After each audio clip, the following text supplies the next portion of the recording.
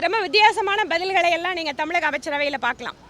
குற்ற செயல்கள் நடைபெறுகிறது, ஆனால் உடனடியாக நாங்கள் எஃப்ஐஆர் பதிவு செய்கிறோம் என தமிழகத்தினுடைய மரியாதைக்குரிய முதலமைச்சர் நான் பேசும்போது குறிப்பிட்டார்.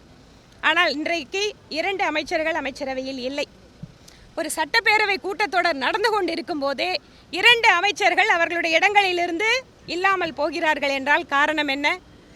ஒரு அமைச்சர் பேசிய பேச்சுக்கு தமிழக காவல்துறை முதல் தகவல் அறிக்கை கூட பதிவு செய்ய மறுக்கிறது.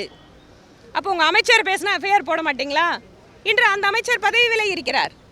அதே போல் இன்னொரு அமைச்சர் ஊழல் வழக்கிலே உச்சநீதிமன்றம் தமிழகத்தினுடைய அமைச்சரை பார்த்து உங்களுக்கு ஜாமீன் வேணுமா அமைச்சர் வேணுமான்னு கேட்டதற்கு பின்பாக அவர் அமைச்சர் பதவியிலிருந்து எடுக்கப்படுகிறார். அப்படின்னா தமிழகத்தினுடைய இன்றைய சூழல் அப்படிங்கிறது இன்று நாம் புரிந்து கொள்ளலாம். அதே போல் புதிதாக ஒரு அமைச்சரை சேர்த்து கொள்ள இருக்கிறார்கள். அவர் இதற்கு முன்பாகவும் அமைச்சராக இருந்தவர் தான். என்ன காரணத்துக்காக அவர் எடுத்தாங்க தெரியாது.